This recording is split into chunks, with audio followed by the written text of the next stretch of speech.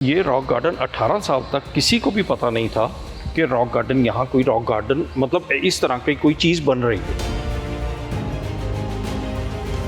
जब सरकार ने इस स्टोर को उठाने लगे पीडब्ल्यूडी स्टोर को, तो उस टाइम के जो ऑफिसर्स थे उन्होंने देखा कि ये तो बहुत अच्छी चीज़ बनी हुई है, मतलब एक आर्ट वर्क है सारा। तो उन्होंने कहा कि नेक्स्ट जी आप इसको कंटिन्यू करो। उसके बाद फिर ये कंटिन्यू हुआ। 18 साल तक ये हिडन जेम रहा। ये नगरी थी कि भगवान की बनाई हुई वो नगरी जिसमें आदमी इंसान सब इन पत्थरों के रूप में है। ये हट है जहां से उन्होंने शुरुआत की। This is the hut where from Mr. Nek Chand ji made modest beginnings of his immortal masterpiece, The Rock Garden. इस साइकिल पर वह दूर दूर से इतने बड़े बड़े भारी भरकम पत्थर उठा के लेके आते थे, यहाँ पर इस पर रख के लेके आते थे नेक चंद जी। और इसी साइकिल से इन्होंने इतना बड़ा जो रॉक गार्डन है उसकी स्थापना करी। यहाँ वो पत्थर लाके यहाँ डिस्प्ले किया करते थे सारे। ये जो नेचुरल पत्थर हैं, आपने जैसा पीछे देखा, ये सब उन्होंने रिवर बेड से इकट्ठे किए हैं सारे। और इस सारे रॉक गार्डन को उन्होंने देवी देवताओं की नगरी नाम दिया हुआ था। फन पाइप की फैक्ट्री हुआ करती थी कहीं आसपास, जैसा कि वो मुझे बताते थे। कहते मैं वहाँ जाता था, उस सर्कल किसी तरह से देके उसके ऊपर सीमेंट फेंका करते थे। वो उसके ऊपर सीमेंट जो लग जाता था वो लग जाता था, जो साइड पे गिर जाता था वो लेबर छोड़ के जब चली जाती थी तो कहते मैं शाम को बोरी लेके जाता था और उस सीमेंट को उठा के लाता था। उस सीमेंट से मूर्तियाँ बनानी शुरू की। रोशनी भी नहीं थी तो साइकिल के टायरों को जला के उसकी रोशनी में काम किया करते थे। खाली बोरियों को धो करके एक स्कार्फ की तरह बांध दिया करते थे ताकि उनको फेस पे या सिर पे कहीं भी मच्छर तंग ना करे। यहाँ से लेकर के वो आप एंड तक देख रहे हो, सब साइकिल के कोई फ्रेम है, कोई आधा है, कोई डबल किया गया है उसको। ये सब उस जमाने में नेक चंद जी ने अपने हाथों से बनाई हुई है। ये 1983 में जी हाँ, अलग अलग फैक्ट्रीज खुलवा के डाई बनवा के ये करवाया गया ताकि वो इस पत्थरों के साथ मर्ज करेगी। आधी रात को लाके ये यहाँ फिट किया, तब अगले दिन इनॉग्रेशन हुई। तो नेक चंद जी कहते मैंने इनॉग्रेशन ही नहीं होने दी। जो वाटरफॉल है ये एक बहुत बड़ा अट्रैक्शन है जी। इसके बारे में हम जरूर जानना चाहते हैं कि ये राजा का पैलेस है और इस पैलेस के नीचे से ये वाटरफॉल आ रहा है, यानी ये किंगडम का एक पैलेस का एरिया है। ये जो ओरिजिनल इसका पानी होता था, हम खड़े होके यहाँ बात नहीं कर सकते, इतनी आवाज़ आती है उसकी। मेला ख़त्म हो जाता था, चूड़ियाँ वेस्ट होके जो टूटती थी वो नीचे ही पड़ी रहती थी। बाद में नेक चंद जी साइकिल पे जाते थे, वहाँ से वो इकट्ठा करके इन चूड़ियों को ले आया कर। ये चूड़ियाँ उनकी इमेजिनेशन में ये गाँव की वो औरतें हैं जो अमीर औरतें हैं। इनकी ड्रेसेस आप देख लीजिए, कलरफुल ड्रेसेस हैं, अमीर लोग हैं। अब ये मेले में जा रही हैं। आपको किस तरह के चैलेंजेस आते हैं अब, जो आपको लगता है कि सरकार आपकी मदद कर सकती है या फिर पब्लिक को ध्यान रखना चाहिए? लोग मूर्तियों पे चढ़ते हैं तो वो फोटो खिंचाते हैं तो मूर्तियाँ टूट जाती हैं। आप मूर्तियों पे चढ़ के फोटो ना खिंचाएं, आप मूर्तियों के साथ फोटो खिंचाएं। नीचे खड़े होकर ये तोड़ के यहाँ फेंक दिया, अब इसको कोई नहीं संभालेगा, तो ऐसे आहिस्ता आहिस्ता चीज़ सारी वेस्ट हो जाएगी। विजन था नेक चंद जी का, वो अब जो नए अफसर आ रहे हैं उनको किसी को वो विजन नहीं है, उनके लिए ये आम पत्थर है। बाहर का एरिया को लेकर अभी पीछे कुछ विवाद हुए जी, जिसमें बहुत सारी जो है मीडिया में भी न्यूज़ आई हैं, तो आखिर में वो विवाद क्या है ये हम आपसे खुद जानना चाहते हैं। एक एडमिनिस्ट्रेटर थे अशोक प्रधान, वो आए, उनको रॉक गार्डन से क्या उनके मन में कोई बैर आया, कोई खुंदक आई, क्या आया, वो चाहते थे रॉक गार्डन का जो 3rd फेज है उसको तोड़ के पीछे एक कैंवाड़ा गांव था वहाँ तक हम सड़क ले जाएं। हाँ। और नक्शा भी रातों रात इस सड़क का बनाया, जबकि ये मास्टर प्लान में ये सड़क नहीं थी उससे पहले। तो अनिल जी, हाल ही में एक बहुत ही विवादास्पद बयान आया है एक किसी वकील का, जिन्होंने जो पूरा रॉक गार्डन का ढांचा है, स्ट्रक्चर है, उस पर भी सवाल उठाए और साथ ही साथ पंचश्री नेक चंद जी पर भी बहुत इल्जाम लगाए। जी बिल्कुल। 3 Rs, रिड्यूस, रिसाइकिल, रीयूज, ये आजकल एक बच्चे को भी पता है, लेकिन हम आपको लेके चलते हैं 75 साल पहले। जी हाँ, जब एक विजनरी ने कुछ भी नहीं से बहुत कुछ बना दिया। हम बात कर रहे हैं चंडीगढ़ के आइकॉनिक रॉक गार्डन की। और अगर रॉक गार्डन का नाम आता है तो साथ ही साथ नाम आता है द विजनरी पद्मश्री नेकचंद जी। आज हमारे साथ हैं उन्हीं के सुपुत्र अनुज सैनी जी। अनुज जी, आपका बहुत बहुत स्वागत है। सबसे पहले तो ये रॉक गार्डन की जब पहली नींव रखी गई थी, हम जानना चाहेंगे आप कितने साल के थे? जब रॉक गार्डन की पहली नींव रखी गई थी तब मेरा जन्म भी नहीं हुआ था। अरे वाह। तो पर मेरा बर्थ 1965 का है। और उसके बाद जब यहाँ मतलब जब मैंने होश संभाला तब तक काफ़ी रॉक गार्डन बन चुका था। जी। तो क्या आप यहाँ पर पापा के साथ खेलने आते थे, ये मेरा देखते थे? प्लेग्राउंड था ये। अरे वाह। तो शुरू से ही अनुज जी आपने देखा कि किस तरह से हम कांच टूटी हुई चीज़ों से बहुत कुछ क्रिएट कर सकते हैं। जी। तो आपकी जब परवरिश हुई तो किस तरह की जो आपको एक सोच मिली अपने फादर साहब से, पहले तो हम ये जानना चाहेंगे। जो आजकल अगर हम बात करें अनुज जी, देखिए आजकल बच्चों को फिर भी अवेयरनेस हो चुकी है, 3 R's बड़े पॉपुलर हो गए, रिड्यूस, रिसाइकिल, रीयूज। हम बच्चों को कहते रहते हैं, उस पर साइंस के प्रोजेक्ट्स बनते हैं। लेकिन उस समय में इतना बड़ी विजन होना और उस विजन से ये ऐसा गार्डन क्रिएट करना, ये असंभव बात थी उस टाइम पे। जी। मगर ये हम कह सकते हैं कि ये उस भगवान ने चाहा, ईश्वर ने चाहा तो ये बना। क्योंकि नेकचंद जी तो इस चीज़ को हमेशा से मानते थे कि ये रॉक गार्डन जो है ये देवी देवताओं की नगरी है। वो इसको कभी भी रॉक गार्डन का नाम उन्होंने शुरुआत में नहीं दिया। ये एरिया जो था ये एक PWD का स्टोर हुआ करता था। अच्छा, जहाँ इस समय रॉक गार्डन है। ओके। ये PWD का स्टोर हुआ करता था। और जिन दिनों ये सामने सड़क आप देख रहे हैं लेक से हाई कोर्ट तक जो है, इंजीनियरिंग कॉलेज तक जो सड़क है, ये नेकचंद जी के अंडर थी। ये बनी तो उसका स्टोर यहाँ बनाया गया था। तो इसी स्टोर के पीछे जो अभी मैं आपको हट दिखाऊंगा, वहाँ नेकचंद जी ने उस जंगल में उस एरिया को कवर कर लिया अपने बैठने के लिए। अरे वाह। वो किसी की नज़र में नहीं था, किसी को पता नहीं था। जो काम होता था वो फ्रंट साइड से होता था। वो इधर ही है, हम देख बैक पे मैं आपको जरूर दिखाता हूँ अभी। तो वहाँ वो बैठ के अपनी रात को मूर्तियाँ बनाया करते थे। और अकेले खुद 5 बजे के बाद जब उनका काम, नौकरी उनकी ख़त्म हो जाया करती थी, उसके बाद फिर वो अकेले वहाँ बैठ जाया करते थे रात को और अपना टाइम पास किया करते थे। और वो टाइम पास में वो मूर्तियाँ बनाते थे जो उनको चीज़ें मिलती थी उस ज़माने से। और उस ज़माने में रोशनी भी नहीं थी यहाँ पे, लाइट भी नहीं थी। तो वो क्या करते थे, साइकिल के जो पुराने टायर हैं उनको पेड़ के साथ बांध के, तार के साथ उनको आग लगा के उसकी रोशनी में काम किया करते थे। क्या बात। और वेस्ट की, जैसे मैं आपको बात बताऊं, जो उन्होंने वहाँ उस ज़माने में जो मूर्तियाँ बनाई उसमें खुद अपने हाथ से, तो उसमें जो सीमेंट लगाया था वो भी वो वेस्ट इकट्ठा किया करते थे। कभी उन्होंने कोई चीज़ खरीदी नहीं, इतने पैसे तो थे नहीं। तो वो क्या करते थे कि जो एक स्पन पाइप की फैक्ट्री हुआ करती थी कहीं आसपास, जैसा कि वो मुझे बताते थे, कहते मैं वहाँ जाता था। उनका प्रोसीजर होता था कि शाम के टाइम वो स्पन पाइप को जब फाइनली उसको एक सर्कल किसी तरह से दे के उसके ऊपर सीमेंट फेंका करते थे। वो उसके ऊपर सीमेंट जो लग जाता था वो लग जाता था, जो साइड पे गिर जाता था वो लेबर छोड़ के जब चली जाती थी तो कहते मैं शाम को बोरी लेके जाता था और उस सीमेंट को उठा के लाता था। उस सीमेंट को उठा के लाना, वो इकट्ठा करना, उसके बाद उन्होंने उस सीमेंट से मूर्तियाँ बनानी शुरू की। तो ये जो मूर्तियाँ हम देख रहे हैं ये पत्थर है, ये जो नेचुरल पत्थर हैं, आपने जैसा पीछे देखा, ये सब उन्होंने रिवर बेड से इकट्ठे किए हैं सारे। नदियों में चले जाते थे वो छुट्टी वाले दिन कभी, तो उन्होंने जो पत्थर उनके साइकिल पे आते थे वो साइकिल पे लेकर आते थे, या जो बड़े पत्थर हुआ करते थे उनको निशानी लगा के एक साइड पे छोड़ाते थे। फिर किसी से रिक्वेस्ट करते थे, अगर किसी से कोई ट्रक मिलता तो वो ट्रक में ले आते, किसी की कार में होते तो कार में रिक्वेस्ट करके अपने दोस्तों से ले आते। पत्थर ऐसे आए हैं। जी हाँ। तो अब आगे आगे जब ये विजन बढ़ा तो सरकार की तरफ से किस तरह की मदद मिली? देखिए, जब ये रॉक गार्डन 18 साल तक किसी को भी पता नहीं था कि रॉक गार्डन, यहाँ कोई रॉक गार्डन मतलब इस तरह की कोई चीज़ बन रही है। उस टाइम तो रॉक गार्डन नाम नहीं था। जब सरकार ने इस स्टोर को उठाने लगे, PWD स्टोर को, तो उस ऑफिसर से, उस टाइम के जो ऑफिसर्स थे, उन्होंने देखा कि ये तो बहुत अच्छी चीज़ बनी हुई है, ये तो मतलब एक आर्ट वर्क है सारा। तो उन्होंने कहा कि नेक्स्ट जी आप इसको कंटिन्यू करो।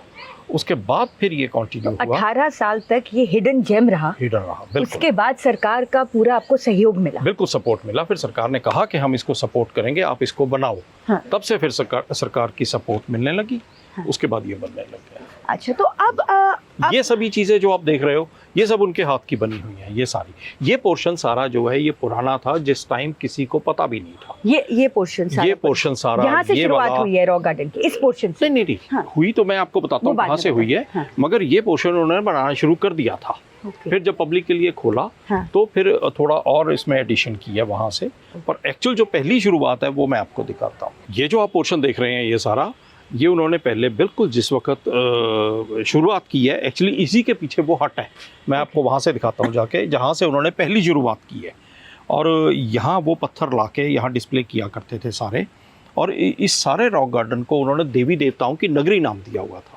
रॉक गार्डन तो इनॉग्रेशन होने के बाद गवर्नमेंट ने इसको रॉक गार्डन का नाम दिया है। अपनी तरफ से तो वो एक मंदिर बना रहे थे। मंदिर भी नहीं, वो इसको वो एक्चुअली एक वो मानते थे कि इन पत्थरों में कहीं ना कहीं कोई रूप नजर आता है। वो जरूरी नहीं भगवान का है, वो आदमी का रूप नजर आता है, कोई जानवर का रूप नजर आता है। तो ये नगरी थी कि भगवान की बनाई हुई वो नगरी, जिसमें आदमी इंसान सब इन पत्थरों के रूप में है। बेसिकली ये किंगडम थी, kingdom of gods and goddesses. तो ताकि हर ये पूरी नगरी में जानवर भी हैं, आदमी भी हैं, घर भी हैं। फिर उन्होंने लैंडस्केप बनाना शुरू किया, झरने भी हैं, कुआं भी है, सब कुछ है गांव का। मेरे को तो इसको देख के ना एक वो इंडियन वर्जन ऑफ स्टोनहेंज जी दिख रहा है। बिल्कुल जी।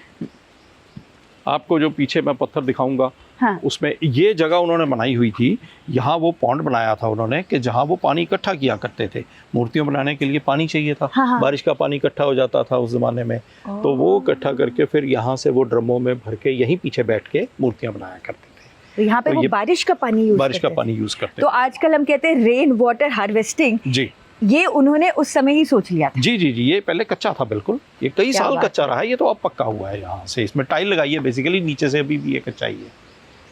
तो ये एक बहुत, मुझे लगता है हमारी जो आजकल की जनरेशन भी है उनके लिए कि बहुत बड़ी केस स्टडी है कि 3 आवर्स तो है ही है रेन वाटर हार्वेस्टिंग से भी उन्होंने कितना खूबसूरत ये गार्डन बनाया है।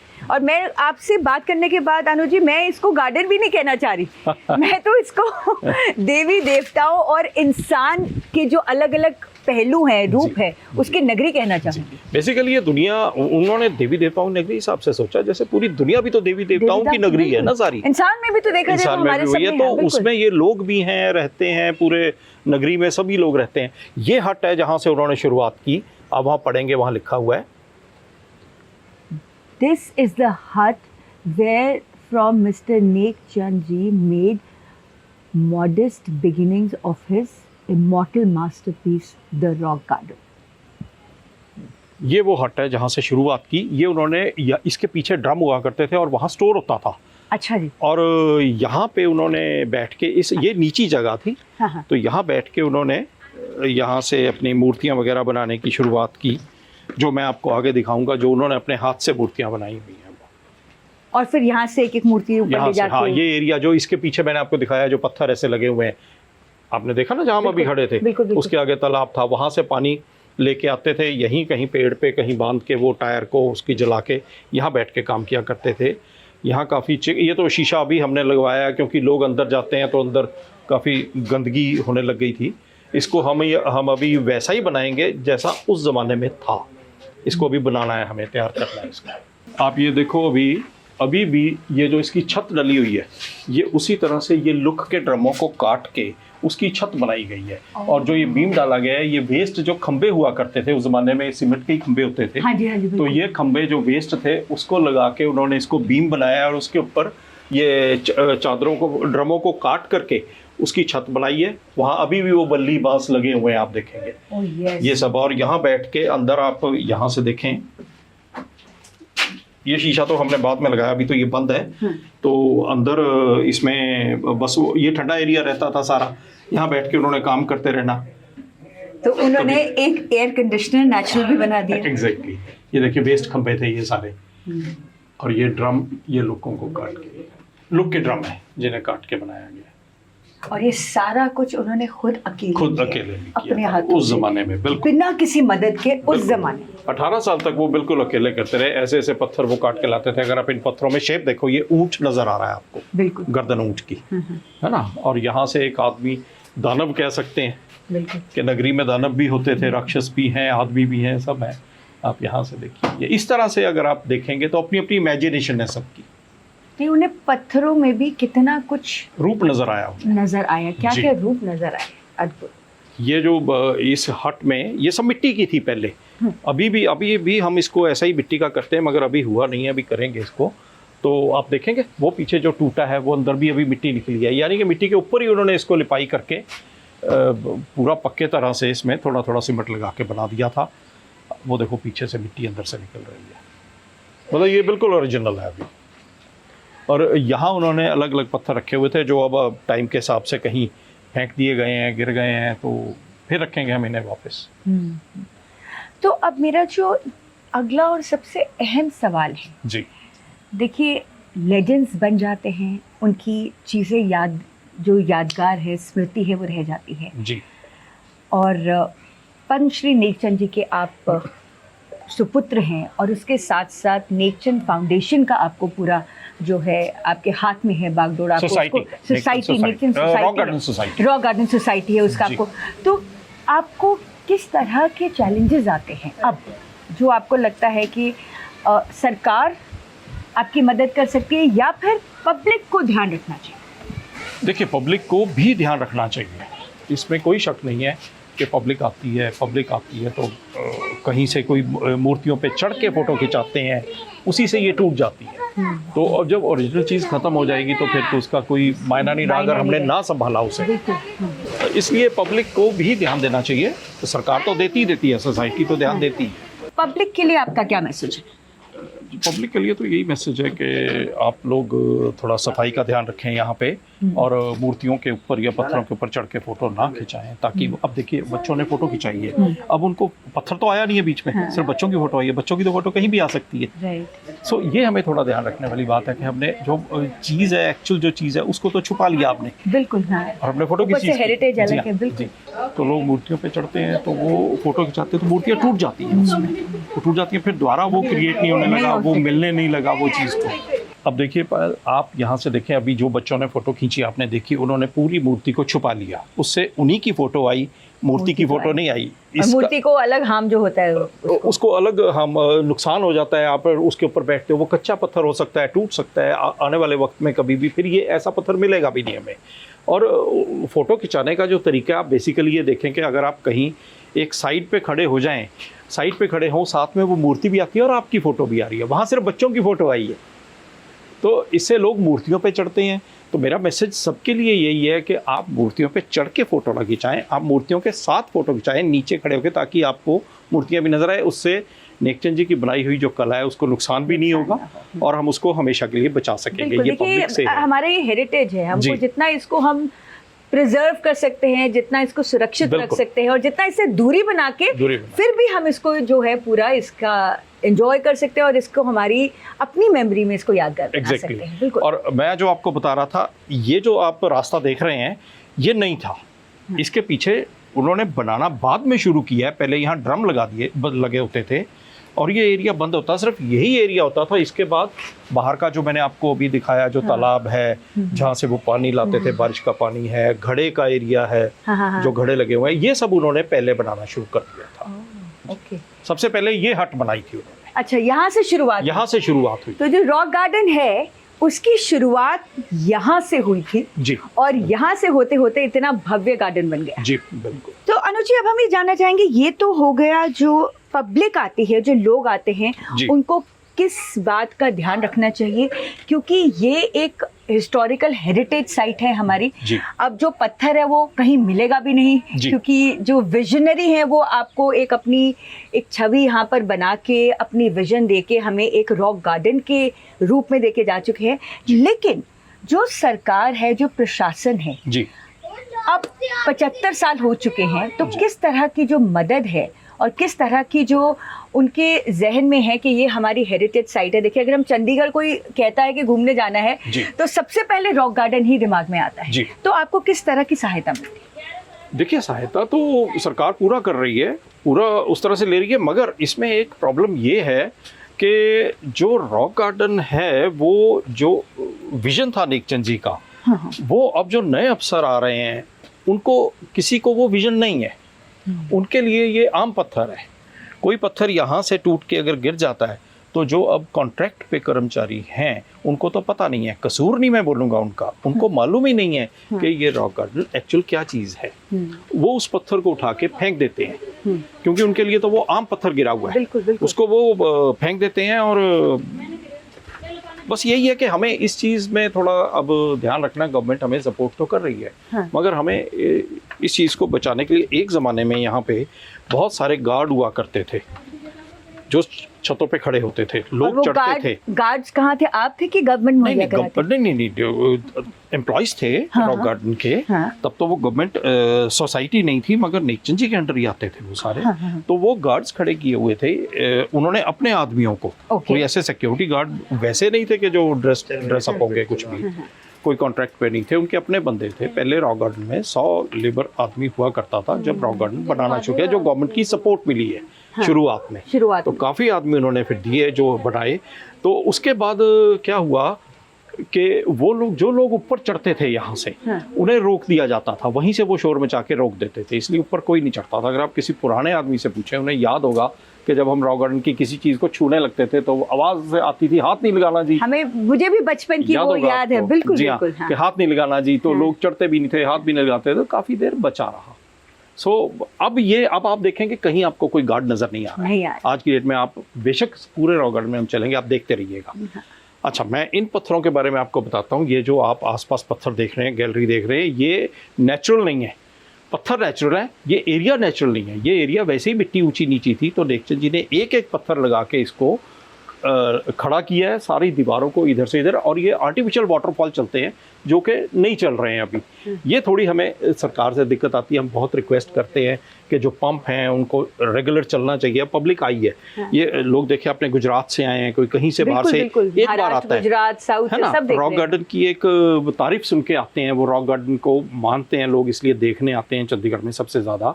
मगर आएंगे तो उनको कुछ नहीं मिलेगा देखने के, तो क्या फ़ायदा। अब ये वाटरफॉल चलते हैं, एक्चुअली नेचर तो यहीं से नज़र आती है ना। देखिए, अब पानी का भी बचा हुआ है, कभी चला होगा पानी तो यहाँ पे वो आया, मगर अब पानी नहीं है। क्यों नहीं है? अगर हम भी, एक आम इंसान यहाँ पर आएगा तो उसके जहन में कभी बात आ ही नहीं सकती कि ये एक के ऊपर एक पत्थर लगा के खुद नेकचंद जी ने बनाया। जी जी, बिल्कुल बिल्कुल। हमें सरकार से तो यही रिक्वेस्ट है कि इसको प्रॉपर ढंग से देखा जाए, जो नेकचंद जी का विजन था।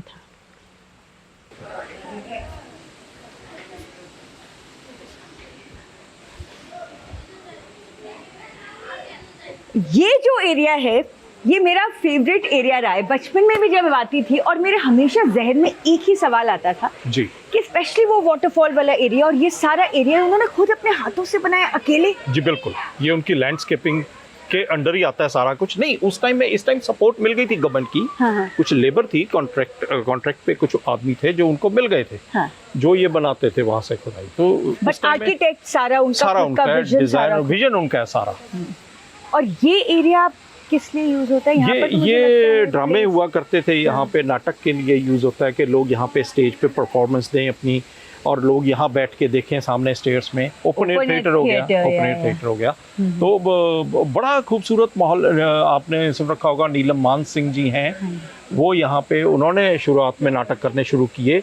वो अभी भी चाहती हैं करना, मगर अभी कुछ शायद अभी कर नहीं रही हैं आजकल। मगर यहाँ बहुत नाटक हुए हैं, जबकि बहुत बड़े बड़े अफसर आके यहाँ देखते हैं, नाटक होते हैं। तो अब जैसे कोई ऐसा है, थिएटर है, कोई सोसाइटी है, उनके लिए हम ज़रूर इस बात पे एक बार डिस्कशन करना चाहेंगे कि अगर किसी को यहाँ पर परफॉर्म करना है तो किस तरह की परमिशंस लेनी पड़ती है? देखिए, नेकचंद जी तो ये चाहते थे कि यहाँ पे जो भी आर्टिस्ट आए वो सारा दिन कुछ ना कुछ परफॉर्म करते रहें, ताकि जो आने वाली पब्लिक है वो देख के एंजॉय करे।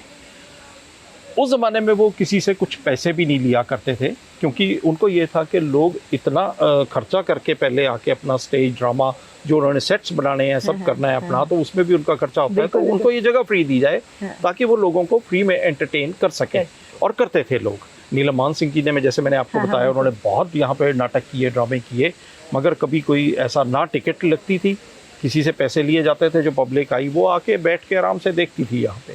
पर आजकल ऐसा नहीं है। आजकल क्योंकि किसी टाइम में मैंने ऐसा सुना था कि पिछले दिनों कुछ ज़्यादा इसके पैसे कर दिए गए हैं कि आप स्टेज लोगे तो इतने पैसे आपको देने पड़ेंगे, तो लोग इतने पैसा नहीं दे सकते जितने यहाँ मांगते हैं, तो इसलिए अब नाटक नहीं हो रहे हैं आजकल। पर आप क्या चाहते हैं यहाँ मैं पर? तो चाहता हूँ जिस तरह से नेकचंद जी के टाइम में चलता था कि फ्री ऑफ कॉस्ट लोगों को यहाँ पे स्पेस दी जाए कि आप आएँ, और जो हमारे कई बच्चे इतने अच्छे कलाकार हैं, आपने देखा होगा आजकल तो प्लेटफॉर्म का ही है, टिकटॉक है, आपने था टिकटॉक या और फेसबुक है, इंस्टाग्राम है, वहाँ कितने अच्छे अच्छे आर्टिस्ट हैं जो करते हैं। लोग आएँ, अपना परफॉर्मेंस दें, यहाँ पे आके सारा दिन करें, लोगों को भी एंजॉय कराएं, सब कुछ है। Inaugurated on December 10th, 1983।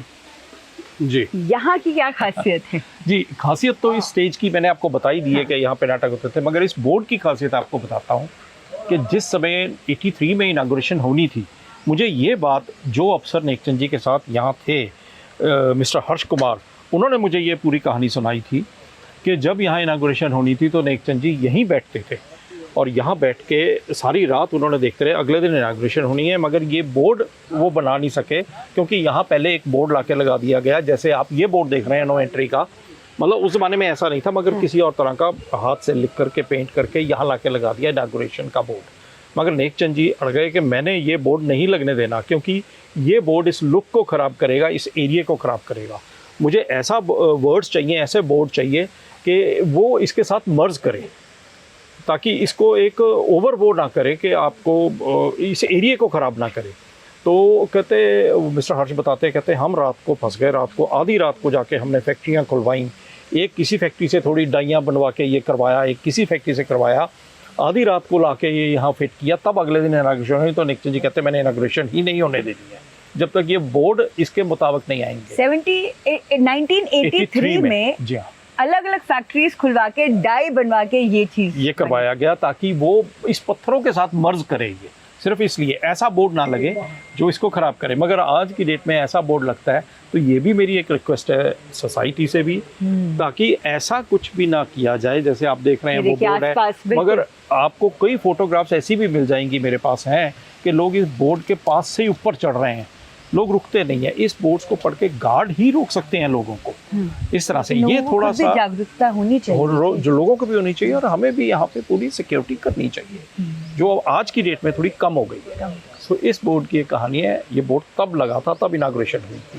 अनुज जी, ये जो वाटरफॉल है, ये एक बहुत बड़ा अट्रैक्शन है जी, इसके बारे में हम जरूर जानना चाहते हैं। ये जो वाटरफॉल है आप ये देख रहे हैं, ये बेसिकली एक राजा का पैलेस है, नेकचंद जी की इमेजिनेशन में कि ये राजा का पैलेस है, और इस पैलेस के नीचे से ये वाटरफॉल आ रहा है, यानी ये किंगडम का एक पैलेस का एरिया है। ये इसके पीछे कमरे हैं। वैसे कुछ आर्टिस्ट हमारे जो वॉलंटियर्स बाहर से आते हैं, वो जो वर्कशॉप करते हैं, तो यहीं हम उनको ठहराते हैं। अभी आजकल इतना मेंटेन नहीं है, मगर हो जाएगा ये भी। तो ये वाटरफॉल उसी में चलता है। मगर जब ये बन रहा था उस ज़माने में नेकचंद जी मुझे हमेशा जब कोई चीज़ नई खोलनी होती थी तो वो मुझे बुला के दिखाया करते थे, ताकि शायद वो ये समझते थे कि वो मेरी नज़र में ये देख सकेंगे आने वाले टाइम में लोगों को कैसा लगेगा। मैं उनको हाँ करता हूँ ना करता हूँ, शायद ये कि अब ये ऐसा आप उनकी पहली ऑडियंस थे। ऑडियंस होता था हर उसमें, हर फेज में, हर फेज। तो जब ये मुझे दिखाना था, उस ज़माने में पंप नहीं थे यहाँ पे। जब उन्होंने ये बना लिया उस ज़माने में, तो कैसे उन्होंने पानी भरते थे, रात को वो ड्रमों के साथ 2-4 दिन में टैंक भर दिया करते थे। लुक के ड्रमों से पानी लाना, पाइपों के थ्रू डालना, पानी भर के जब फुल हो जाता था, फिर वो मुझे सुबह बुलाते थे कि कल मैंने वाटर टैंक चलाना है यहाँ पे। तो वो चलाते थे, और जो ओरिजिनल इसका पानी होता था, हम खड़े होके यहाँ बात नहीं कर सकते, इतनी आवाज़ आती है उसकी जब एक्चुअल पानी जो चलता है। तो अभी पंप थोड़े कम है, नहीं तो ये पानी उसी तरह से चल सकता है, और ये आपको वही माहौल नज़र आएगा जो उनकी विजन में। ये था, आगे दिखाता हूँ, वहाँ पानी था जो आजकल नहीं चल रहा है।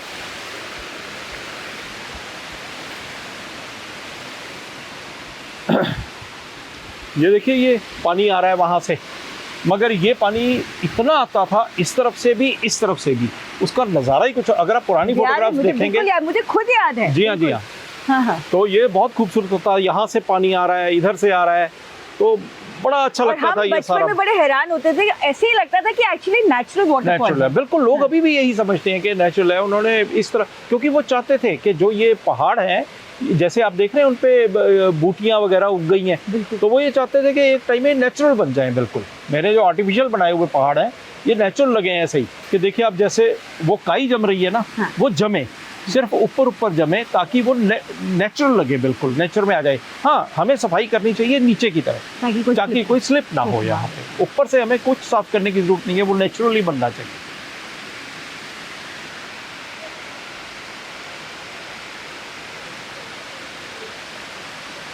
मेरे को ये लगता है कि देखते तो हम पहले भी थे, लेकिन आपसे ये इंटरव्यू करके हमें ये पता लगा है कि एक रॉक गार्डन में कितनी केस स्टडी हो सकती है, कि क्या विजन रहा था। वाटरफॉल से लेकर बेस्ट आउट ऑफ वेस्ट, हर चीज़ का यहाँ पर हमको एक एग्जाम्पल मिलता है, एक ऐसा उदाहरण मिलता है जो कि हमारे बच्चों को एक एक चीज़ समझना। आजकल हम देखते हैं अगर वो प्रोजेक्ट्स मिल जाते हैं, इधर उधर से बच्चे उठा के करे थे, ये एक्चुअल में एक ऐसा प्रोजेक्ट है जो मुझे ये लगता है कि हर साइंस चैप्टर में कंपल्सरी विजिट होना जरूरी है। मेरी बातें सुन के बल्कि आपका नजरिया बदल गया होगा। बिल्कुल बिल्कुल। ये रूट्स तो नेचुरल है ना? नहीं, ये नेचुरल नहीं है, ये आर्टिफिशियल है। और मगर उन्होंने वो जो नेचुरल पेड़ निकले हुए हैं, हाँ। उन्हीं के साथ ये आर्टिफिशियल टहनियाँ बना के उनको मर्ज कर दिया है।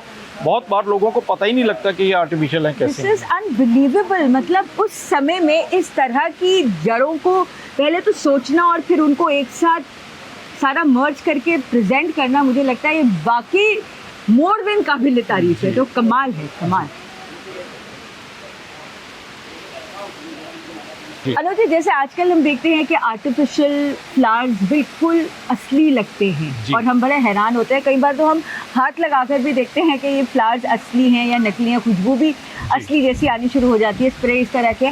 लेकिन उस ज़माने में इस तरह का एक जो ढांचा है वो बनाना जो कि वाकई ऐसी लगे कि असली है, ये आप अपने आप में कितनी बड़ी बात।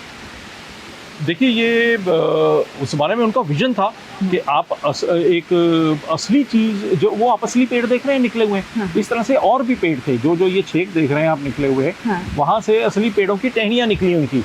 उन्होंने वो पेड़ काटा नहीं, जब ये दीवार बनाई तो उन पेड़ों की टहनियों को बीच में ले लिया और उसके बाद ये आर्टिफिशियल और बना दिए अपने आर्ट के हिसाब से, ताकि वो उसमें मर्ज कर जाएं। मगर अब मुझे सबसे ज़्यादा खतरा ये लगता है कि जो नेचुरल जो ग्रीनरी है वो इतना अच्छा विजन देती है, जो कि अभी भी बहुत ख़त्म हो चुका है। जैसे मैं बचपन से देख रहा हूँ, यहाँ बहुत पेड़ पूरा छाया कर देते थे और हरे हरे लगते थे, पूरा ग्रीनरी होती थी। आहिस्ता आहिस्ता ख़त्म हो रहे हैं। अब आने वाले वक्त में जब वो पेड़ ख़त्म हो जाएंगे तो उसके बाद उसके जो एक लुक है रॉक गार्डन की, जो एक्चुअल लुक है, वो ख़त्म हो जाएगी बिल्कुल। तो हमें पेड़ों को भी बचाना है किसी तरीके से और नए पेड़ भी लगाने शुरू करने चाहिए जो वहीं से निकलें।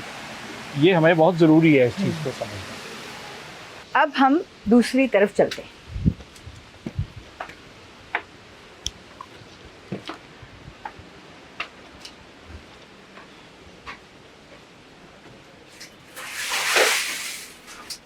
नेकचंद जी ने उस ज़माने में जंगल में महल बनाया जी। तो अगर जंगल हैं तो हर तरह के जानवर भी होते होंगे, वो अकेले ही यहाँ पर थे, तो कोई वाकया जो उन्होंने कभी आपके साथ शेयर किया? यह ऐसे काफ़ी वाक़या थे कि बल्कि अच्छा आपने याद कराया मुझे। एक और आपको इसके ही लिंक में सुनाता हूँ।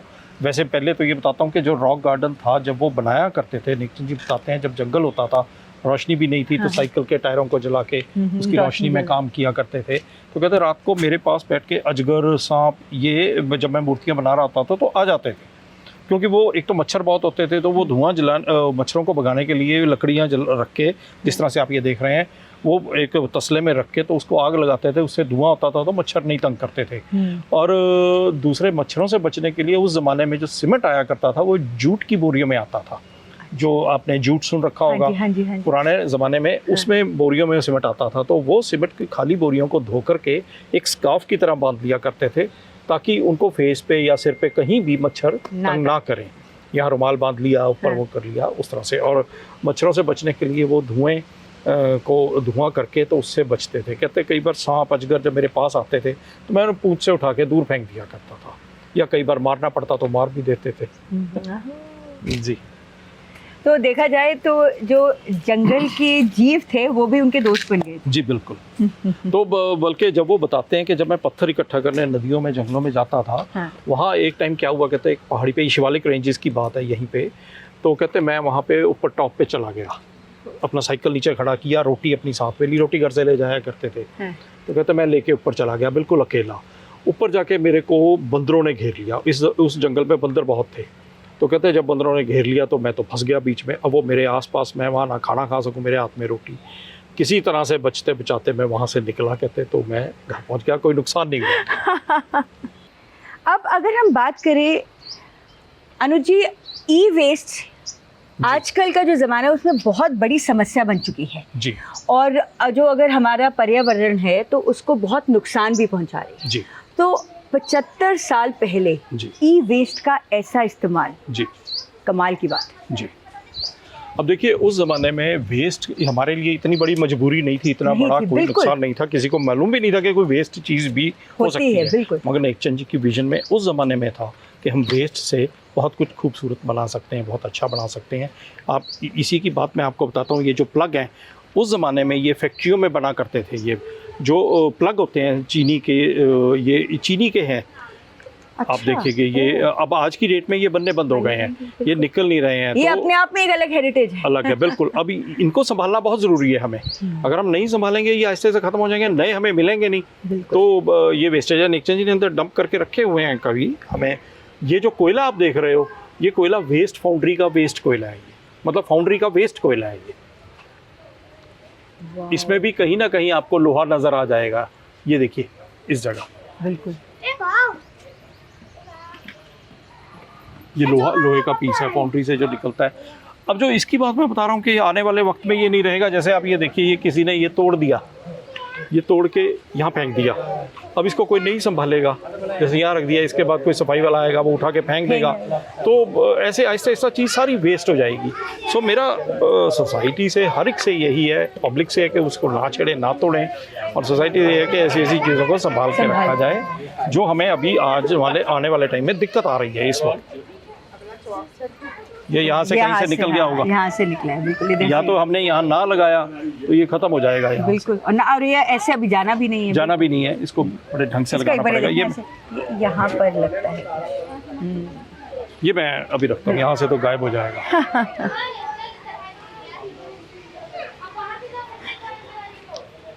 आओ जी। पहले आप ये सारे पत्थर देख रहे हो, ये सब नदियों से इकट्ठे किए हुए पत्थर हैं। ये आप हर एक में कोई ना कोई रूप देखोगे। जैसे ये एक गाय का, नंदी का रूप, जिसे हम हिंदू धर्म में कह देते हैं कि नंदी है, हाँ, है ना, उस तरह से। बिल्कुल। और ये वाला पत्थर या कोई भी जानवर अपनी इमेजिनेशन से आप सोच सकते बड़ा हो। एक पत्थर का जो पीस साइकिल पे लेके आना। जी बिल्कुल। ये सब ऐसे सब वो साइकिल पे लाए थे, एक एक पीस। ये आप पत्थर देख रहे हो किस करते हुए, ये बिल्कुल जैसे आजकल, हाँ आजकल हम कहीं जाते हैं तो बड़ी बड़ी जगहों में ऐसे स्टैचूज बने होते हैं। जी हाँ, ये नेचुरल है। ये नेचुरल, सिर्फ उनकी नजर ने देखा और उस नजर में ने यहाँ लाके उसको लगा दिया। ये बाज है, ये उनकी नजर में ये बताया करते थे, कहते ये बाज की तरह है। और सबसे मजेदार बात आपको बताऊं, मैं आपको एक फोटो दिखाऊंगा मैं नेकचंद जी की, यहाँ खड़े हुए हैं। उनकी उस टाइम की ओरिजिनल फ़ोटो आपको दिखाऊंगा मैं। इसी के ये सब ड्रमों से बना होता था उस ज़माने में। अच्छा। ब्लैक एंड वाइट फ़ोटो है इस जगह। ये था पुराना रॉक गार्डन जो बना। आपको मैं ऊपर से दिखाता हूँ कि यहाँ से आए, वो तालाब का एरिया आ गया, वो हट का एरिया आ गया उधर से, है ना। वहाँ से फिर वो रानियों का तालाब है वो। अच्छा। वहाँ वो उन्होंने इमेजिनेशन में ये दरबारे आम हुआ करता था। अच्छा। आपको ऊपर से दिखाता हूँ मैं। ये गांव का कुआं है।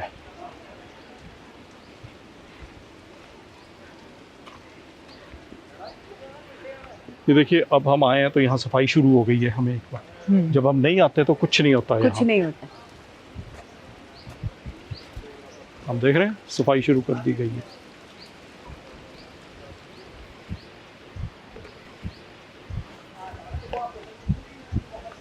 इस टाइम दोपहर के 11:15 बज रहे हैं।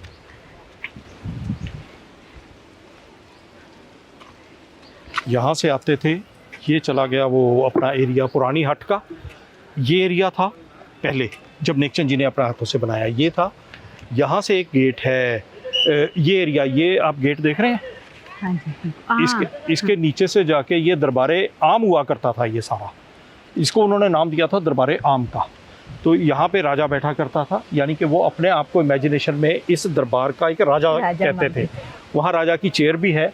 तो वो एरिया पूरा लॉन हुआ करता था जहाँ आम दरबार लगा हुआ है, जहाँ कई राजा आके बैठे, वो पत्थरों के रूप में, वो सब राजा बैठे हैं, कोई मंत्री बैठे हैं, कुछ बैठे हैं। तो वहाँ से निकल के ये देखिए आप, ये प्लगों वाली दीवार है, ये रानियों का तालाब हुआ करता था। उनकी इमेजिनेशन है सारा ये। यहाँ पे तालाब में जब रानियाँ नहाती थी और वो चाहें तो इन जालियों के ऊपर से वो दरबारे आम में तो देख सकती थी, मगर उनको यहाँ से कोई नहीं देख सकता था, है ना। और उसके बाद यहाँ से निकल के ये कुआं आ जाता था, गांव का कुआं।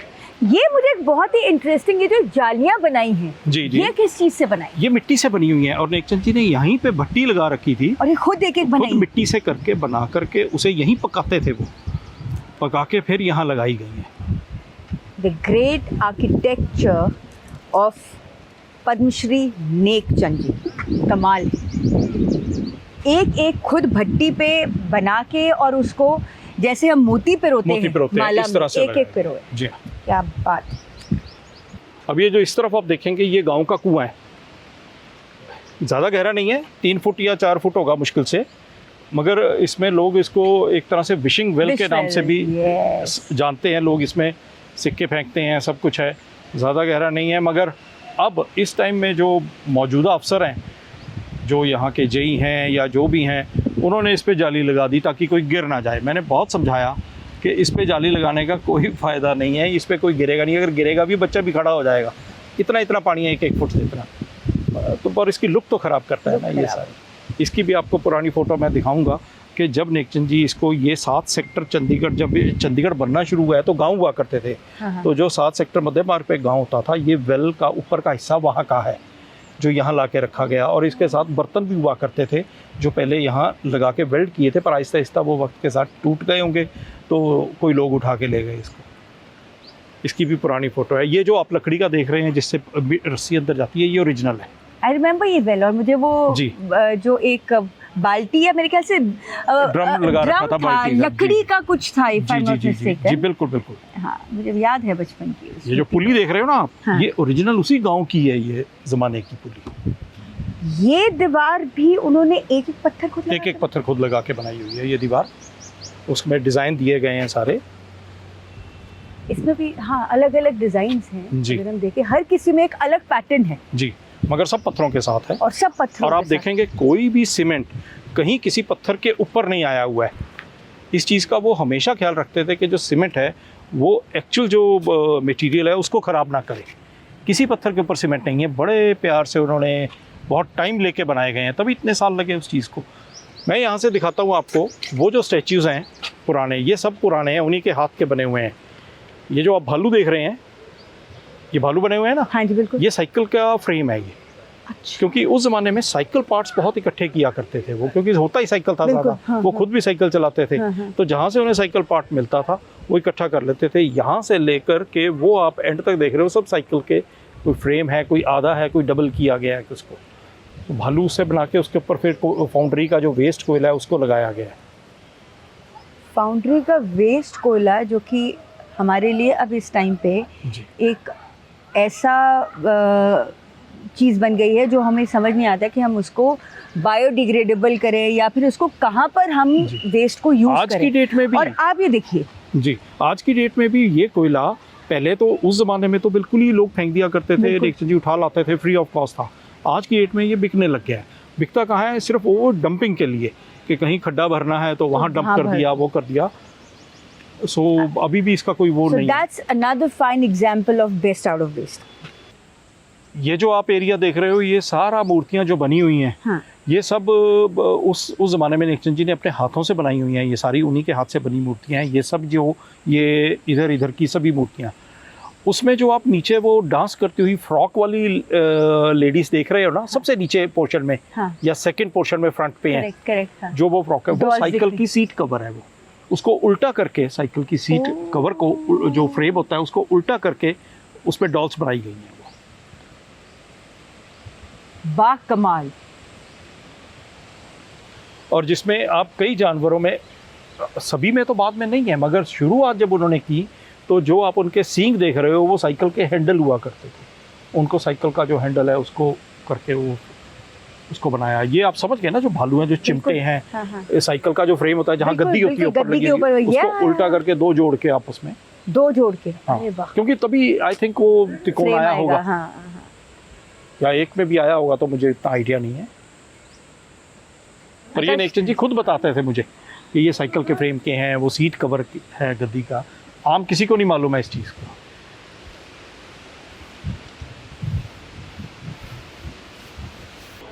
जैसे मैंने आपको वो दिखाया था कि वो पीछे साइकिल के कवर के साथ सीट कवर के उल्टा करके फ्रॉक बनाई हुई हैं, ऐसे ये जो आप फ्रॉक्स देख रहे हैं इनकी, ये वो लैंप शेड्स हुआ करते थे जो खंभों के ऊपर वेस्ट हो गए, तो उसको यहाँ लगा दिया गया वो बना के। उनकी फ्रॉक्स, इनकी फ्रॉक्स उससे बनी हुई हैं, वो साइकिल पार्ट से बनी हुई हैं। इतने सारे पहले इकट्ठे करने, फिर उनको इस ढांचे और रूप में ढालना। जी बिल्कुल।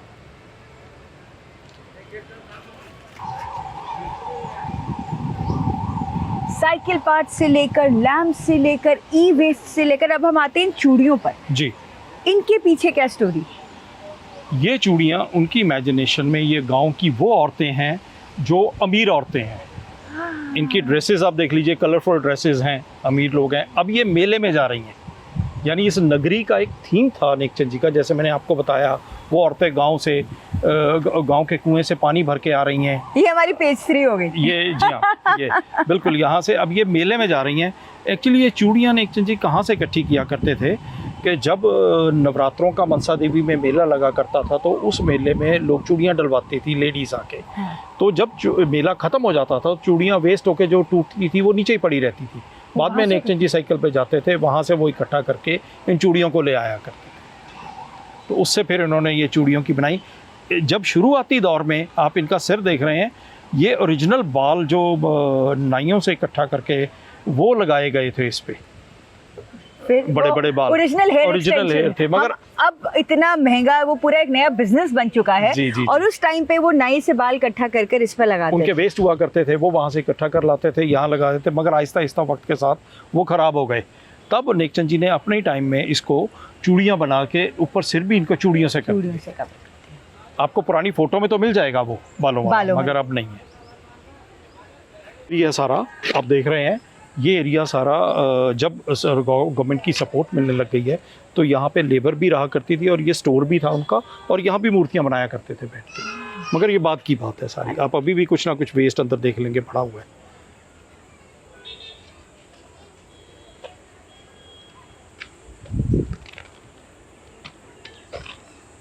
ये ओरिजिनल नेकचंद जी के हाथ का बना हुआ है।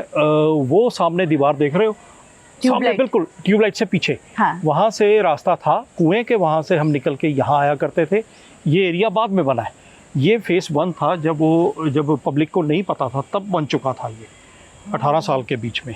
और ये जो स्टेच्यूज़ आप देख रहे हो, आप नीचे जाके देखेंगे तो इनके मुंह बने हुए हैं। जब स्टार्टिंग में नेकचंद जी ने बनाना शुरू किया है, तो उन्होंने मुंह को किसी और हिसाब से, जैसे कि सिर्फ पेंसिल से या किसी तार से उसको काट के आंखें बनाई हैं, क्योंकि फिर आहिस्ता आहिस्ता उसको उन्होंने बहुत अच्छे ढंग से, जो थोड़ी नई मूर्तियाँ बनी हैं उसमें आप देखेंगे कि आँख भी बनी है, मुंह भी बना है। स्टार्टिंग यहाँ से थी। और ये उनको इमेजिनेशन में इस नगरी में ज़िंदगी का आखिरी हिस्सा है कि जहाँ अब बूढ़े लोग आ गए हैं, यानी वहाँ से अब यहाँ से ज़िंदगी आहिस्ता आहिस्ता ख़त्म होती जा रही है। और वो जो ट्यूबलाइट्स हैं, वो एक दीवार बना के रख दी उन्होंने, जो वेस्ट ट्यूबलाइट थी उनकी दीवार बनाई है वो सारी। जो आप ऊपर से ऊपर वाले ये देख रहे हो, फेसेस देख रहे हो, जब नेकचंद जी ने शुरुआत की है तो इस तरह से फेस बनाने शुरू किए हैं। आप देखो वो उनकी आंखें किस तरह से तार से काट के बीच में सीमेंट के बीच में खड्डा करके बनाए, मुंह जो बनाया वो चूड़ियाँ लगा के बनाई हैं, बेसिकली ये कोको कोला उस जमाने में उसके ढक्कन हुआ करते थे, हाँ। ये वो ढक्कन लगाए हुए थे। अब तो खैर टाइम के हिसाब से खराब हो गए। और जो नीचे वाला मुंह देख रहे हो, इनके मुंह देख रहे हो आप, ये उन्होंने बाद में उसको बहुत बढ़िया तरीके से जब बनाना शुरू करने लगे हैं तब शुरू किया है इसको, कि आप उसमें फिर सीमेंट से आंखें बनाई, उनमें मुंह बनाए। अब आके और भी फाइन उसके बाद कर दिया था उन्होंने इसको, जो लेटेस्ट उसके देखेंगे। ये आप देखिए, ये सारे फिर ये मुंह बनाए हैं। यहाँ भी ये भी एक पोर्शन हुआ करता था, बहुत अच्छा था। अब ये टाइम के हिसाब से ख़राब हो चुका है, मगर इसको भी हम ठीक करेंगे अब। वो मैं आपको बाद में बताऊंगा किस तरह से ये था और किस तरह से ये चूड़ियाँ हैं। वो इमेजिनेशन में अब ये हम पार्ट में आ गए हैं, असेंबली लगी हुई है। हाँ। अब डिस्कशन चल रही है, इधर भी लोग बैठे हैं, इधर भी बैठे हैं, आपस में डिस्कस कर रहे हैं। आप इनकी आंखें देखेंगे, ये भी पुराने स्टाइल से ही बनी हुई है। अब हम रॉक गार्डन के एरिया के लास्ट उसमें आ गए हैं। अब हम बाहर निकलने वाले हैं यहाँ से।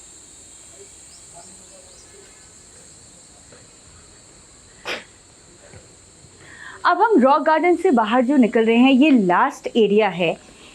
अनुज जी, अब हम ये ज़रूर जानना चाहेंगे कि यहाँ पर इस एरिया को, बाहर का एरिया को लेकर अभी पीछे कुछ विवाद हुए जी, जिसमें बहुत सारी जो है मीडिया में भी न्यूज़ आई हैं। तो आखिर में वो विवाद क्या है, ये हम आपसे खुद जानना चाहेंगे। जी ज़रूर, आइए मैं आपको दिखाता हूँ।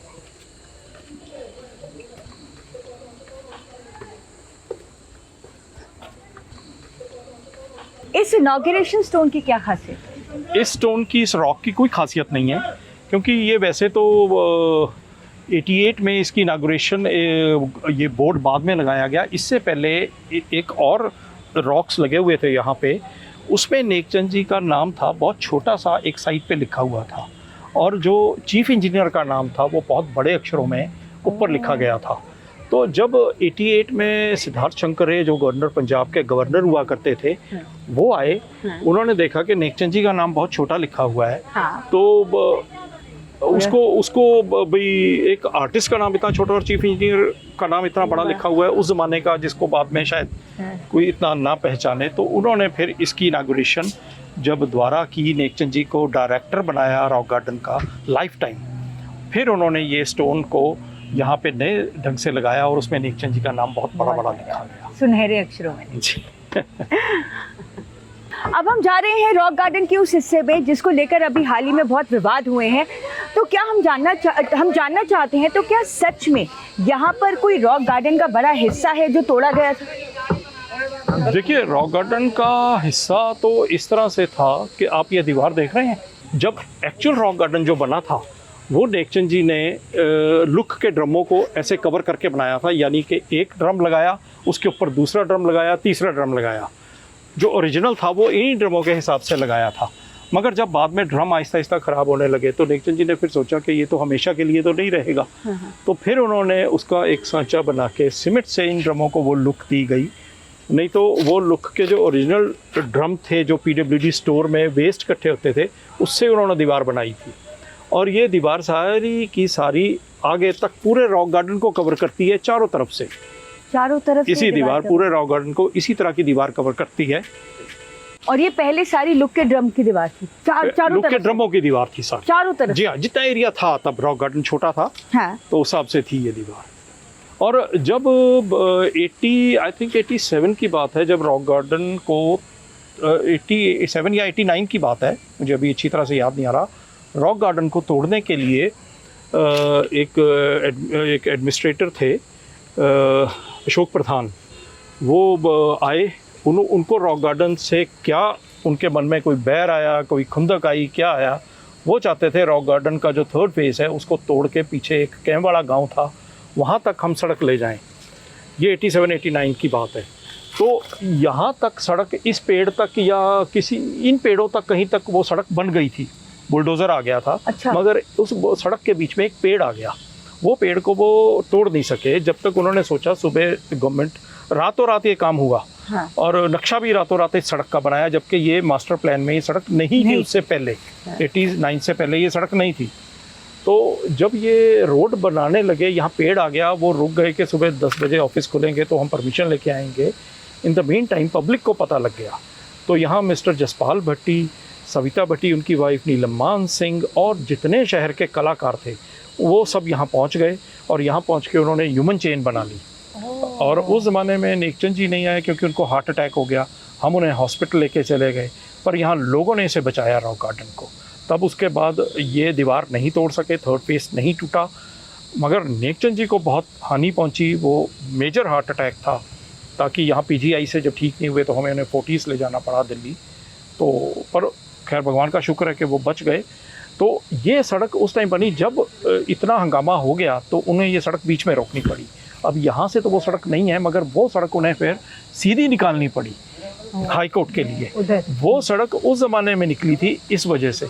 उसके बाद ये दीवार उस सड़क ने अब 1925 में उसी सड़क ने ये दीवार तोड़ी। 2025 में 2025 में उसी सड़क ने ये दीवार तोड़ी। तो अनुज जी, हाल ही में एक बहुत ही विवादास्पद बयान आया है एक किसी वकील का, जिन्होंने जो पूरा रॉक गार्डन का ढांचा है, स्ट्रक्चर है, उस पर भी सवाल उठाए और साथ ही साथ पंचश्री नेकचंद जी पर भी बहुत इल्ज़ाम लगाए। जी बिल्कुल। वो एक सरदार जी हैं, कोई वकील है, मैं नहीं जानता उनका नाम कौन है। उस ज़माने उस टाइम में सॉरी मैं आ नहीं सका था क्योंकि मेरा बाईपास सर्जरी हुई थी और मैं बीमार था, मैं घर पे था। मगर मैंने वो वीडियो ज़रूर देखी है, आपने तो देखी होगी वो। उसमें जो बातें उन्होंने बोली हैं वो सब बेकार हैं, उसका कोई सिर पैर नहीं है। क्योंकि उन्होंने जो बातें उसमें बताई हैं कि ये उनके ट्रस्ट ने दबा लिया, ये कोई ट्रस्ट के नाम से नहीं है। जो रॉक गार्डन है ये सोसाइटी का है और सोसाइटी गवर्नमेंट की है। जो यहाँ के चेयरमैन हैं वो शुरू से ही सरकार के अंडर रही है ये जगह। यहाँ के चेयरमैन जो चंडीगढ़ के होम सेक्रेटरी होते हैं वो हैं, और जो यहाँ के मेंबर सेक्रेटरी हैं इसके वो पीडब्ल्यूडी डिपार्टमेंट के एससी होते हैं, उनके अंडर आता है ये। सो टोटली गवर्नमेंट के अंदर है। यहाँ की जो इनकम है वो मैं आपके चैनल के माध्यम से ये पब्लिक को भी ये मैसेज देना चाहता हूँ कि इसमें से एक भी पैसा हम नहीं लेते हैं। जो मैं यहाँ पे आर्ट वर्क अगर कुछ करता हूँ, कोई मैंने डॉल म्यूजियम आपने देखा होगा जो थर्ड फेज में बना है, नेकचंद जी की डेथ के बाद मैंने उसे बनाया है, उसके मैंने कोई पैसे नहीं लिए, फ्री ऑफ कॉस्ट मैं यहाँ वॉलंटरी काम करता हूँ आके, ताकि मैं अपने पिता की आर्ट को बचा सकूँ, उन्हें संभाल सकूँ, जो कि मेरा फ़र्ज़ भी है। सो ये गवर्नमेंट की है, गवर्नमेंट की लैंड है। पैसा जो टिकट मनी आता है वो गवर्नमेंट को जाता है, हमें एक पैसा नहीं आता है यहाँ का। सो जो वो सरदार जी ने, वकील साहब ने बोला है वो बिल्कुल गलत बोला है, बगैर सोचे समझे बोला है।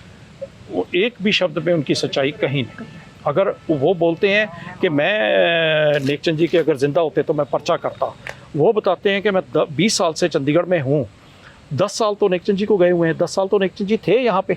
अगर इतनी हिम्मत होती तो उस टाइम में पर्चा कर देते, आज तक नहीं किया। अब उनके जाने के बाद वो उनको बदनाम कर रहे हैं। सो ये उन्होंने ठीक नहीं किया है, इस बारे में उनकी ये गलत बात है। तो अब हम खड़े हैं रॉक गार्डन के उस एरिया में जिसको लेकर अभी पीछे बहुत विवाद हुए और रॉक गार्डन का जो हिस्सा था वह तोड़ा गया और उसको दोबारा बनाया जा रहा है। तो क्या आप पूरी तरह से सैटिस्फाइड हैं कि अब जो रॉक गार्डन का एक इतना बड़ा हिस्सा तोड़ के उसको रिकंस्ट्रक्ट किया जा रहा है, क्या जो रॉक गार्डन की अस्मिता है उसका ध्यान रखा जा रहा है?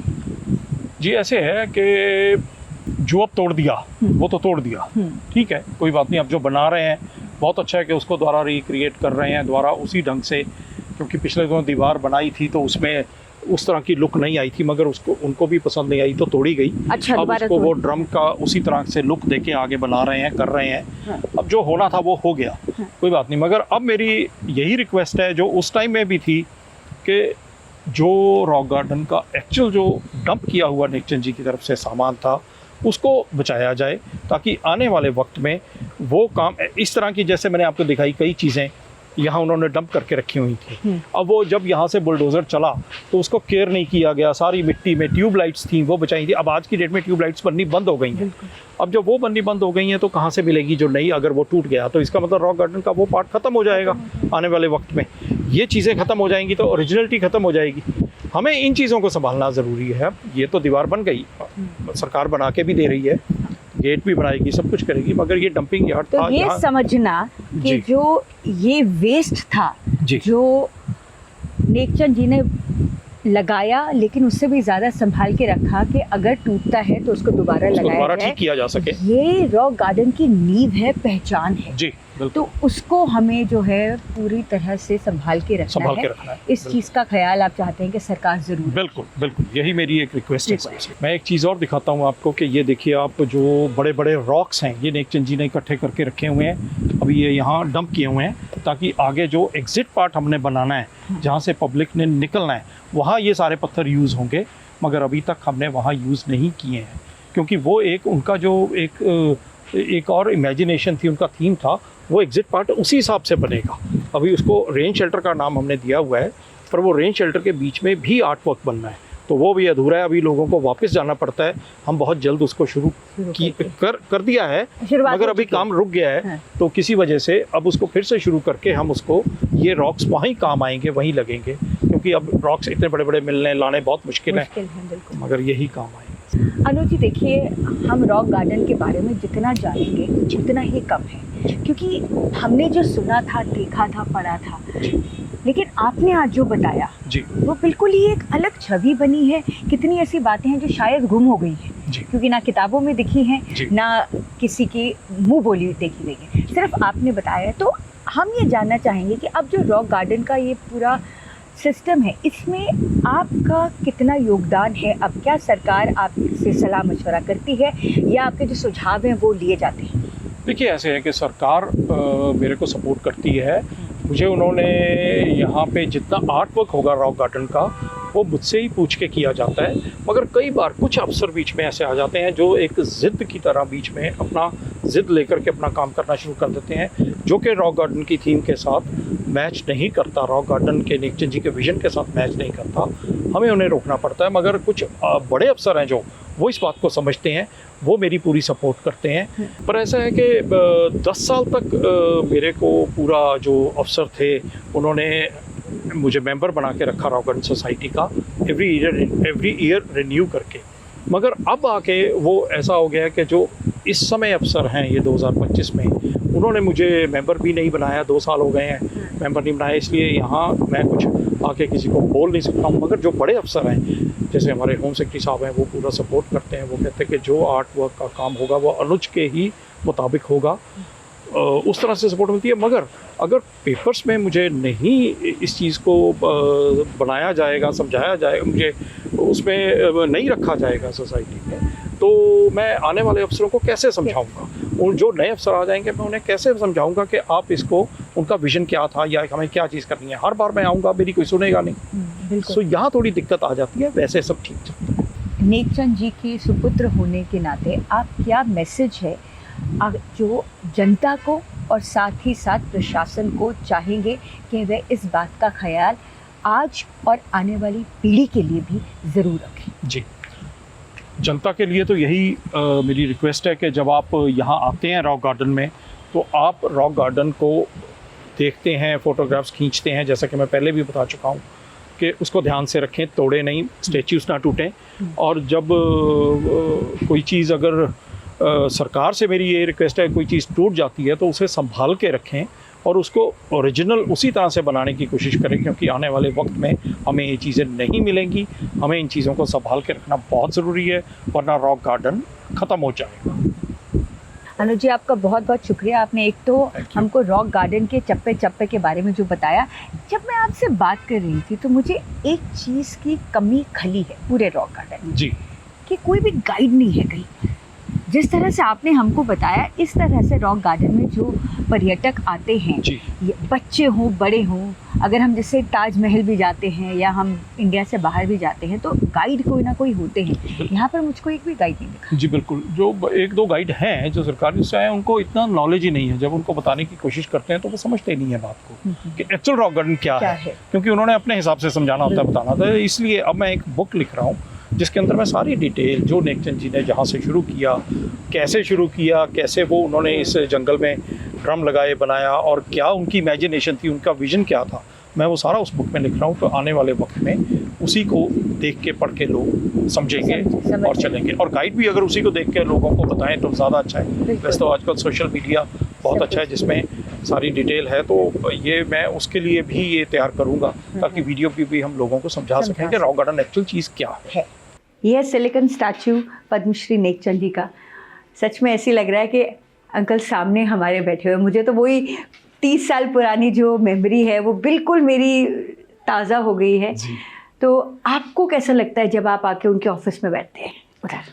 मैं पायल एक्चुअली यही कुर्सी हुआ करती थी जहाँ मैं आके बैठा करता था। डैडी यहीं बैठे रहते थे, अपना अखबार पढ़ रहे हैं, फिर हमारी बातें होती थी। उधर पीछे उनका टेलीफोन पड़ा होता था। तो आके उनकी यादें ताज़ा हो जाती हैं। जब भी इस ऑफिस में आता हूँ मैं तो आके कई बार बैठ जाता हूँ यहाँ आके। मैं तकरीबन 30 साल के बाद आ रही हूँ, मैं इतनी इमोशनल हो गई हूँ, तो आपके लिए तो बड़ा ही मुश्किल होता होगा यहाँ पे आके बैठना, वो सारी पुरानी बातें। इनकी मेरे को एक बात याद है, यहीं बैठ के मैं यहीं बैठा था, यहाँ बैठ के जब हमारी डिस्कशन चल रही थी कि रॉक गार्डन का आगे का 3rd फेज का काम रुका हुआ है, वो चल नहीं रहा है, तो बड़े दुखी होते थे ये कि पता नहीं ये क्यों मुझसे काम नहीं करवाते। एक दिन बैठे बैठे कहते पुत्रा तू देखी, कहते मेरे तो बाद है ना तो रॉक गार्डन संभलना नहीं। और वही बात आज हो रही है पारुल के कोई चीज़ निकल रही है, कहीं से टूट रही है। तो अभी तो खैर बहुत हद तक हमने उसको कंट्रोल रखा है। मान लो मैंने आना छोड़ दिया, सब कुछ है, जो आने वाले अफसर हैं उनको पता ही नहीं लगेगा यहाँ कैसे। देख रही थी अभी आप, जब हम यहाँ पे पूरा फेरा ले रहे थे तो आप हर जगह कुछ ना कुछ आपको दिख रहा था कि किस तरह की सफाई हो रही है या किस तरह से देखभाल नहीं रखी जा रही है। और पारुल ये आम लोगों को नजर नहीं आता कि जो एक्चुअल अंदर की चीजें हैं। ऑफिसर्स तो आते हैं, अपना 3 साल निकालते हैं, चले जाते हैं। नया ऑफिसर आ जाता है, उसको क्या पता रॉक गार्डन के बारे में। जब तक मैं जिंदा हूं मैं तो आता रहूंगा, मैं तो रॉक गार्डन को नहीं छोड़ूंगा। बेशक मुझे यहाँ रखा जाता है या नहीं, पर मैं रॉक गार्डन को नहीं छोड़ सकता, क्योंकि मैंने इसको अपने साथ बड़े होते देखा है रॉक गार्डन को। इस बेल के बारे में आप हमको कुछ बताइए। ये नेकचंद जी की कॉल बेल हुआ करती थी, इसको बजाते थे तो इस आवाज में तो बाहर से जो चौकीदार होता था वो आ जाता था, फिर वो उसको ऑर्डर देते थे। अरे ये उनका साइकिल है। ये साइकिल सबसे पहले तो हम अब इस साइकिल की बात करना चाहेंगे।